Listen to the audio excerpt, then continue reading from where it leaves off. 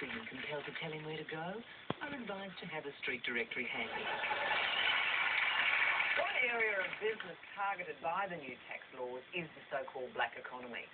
Businesses who work on a cash basis with opportunities for tax avoidance. One example is the taxi industry. Sources say that 30% of drivers will leave the industry as their ability to evade tax disappears. I'm joined by long-serving taxi driver Neville Drummond. Mr. Drummond, you've been driving taxis for how long? 20 years, Louise. And how many tax returns have you filed in that time? During those 20 years? Yes. Oh, lots. Seems like every couple of years I'm filling out another one. And are you completely honest with the amount of income you declare? Oh, look, Louise, tax returns are like getting a cab from, say, the airport to the city. There are lots of ways to go. Some are more effective than others, but they all get you there in the end. Isn't the most direct route the best? Sometimes. But I prefer to think of filling out a tax return as taking the scenic route. A few creative detours add to the overall enjoyment of the experience. Will you be staying in the taxi business after July 1st? I've got to admit, I'm thinking of chucking it in. Frankly, I can't get my head around the new laws. They're written in plain English. How does that help your average taxi driver? Is it time the government cracked down on cash-in-hand operators who avoid tax? Oh, as if we're the worst problem.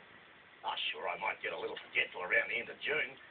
But is it worth decimating a highly regarded and much-loved group of community benefactors like taxi drivers? Mr. Costello believes it is. Has Mr. Costello ever bought a cab? Has he ever been staggering down the street after a hard night with close friends trying to decide whether he's sober enough to drive?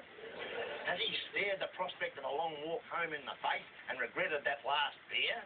Has he been on the point of losing that takeaway tie onto the pavement only to see the company lights of an approaching taxi and realise salvation was at hand? That's the cash-in-the-hand economy that he's killing. I didn't realise taxi drivers were so poetic. Maybe a little bit long-winded, but hey, the meter's running. I tell you what, slip us some cash and I won't say another word. Thank you. In what's being hailed as a major breakthrough in the Northern Ireland peace process, the Irish Republican Army has indicated that it will destroy all their weapons, a long-time stumbling block in previous peace efforts. We're joined by Sean O'Hare from Sinn Féin. Mr O'Hare, could this be the beginning of true peace in Northern Ireland?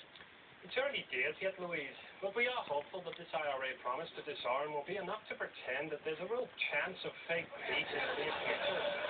Frankly, the make-believe ceasefires and charade power-sharing agreements were getting a bit boring. We had to come up with a brand new novel fantasy land, and we're very proud of this one.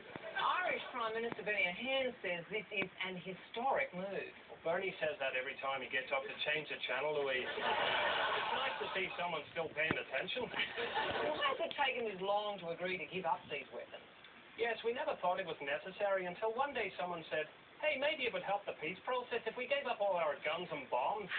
And the rest is history. Wasn't there a massive car bomb in West London just last week? No, that wasn't the IRA. It was the real IRA. We're the provisional IRA. Who exactly are the other factions involved in the violence? Well, there's the real IRA, the fake IRA, the I can't believe it's not the IRA. The I don't really mind the British, but I just like blowing up pubs IRA. And of course there's Sinn Féin, the let's all pretend we're not the IRA. As I understand it, the IRA won't just give up their weapons to the British, but have undertaken to destroy them themselves. That's right. We're hoping to get rid of the explosives by putting them in a car and blowing them up. Where? West London. They're pretty used to it over there by now. Is there any chance of real peace in Ireland? Of course, Louise. It'd be right after that Mr. Sharon makes out with Yasser Arafat.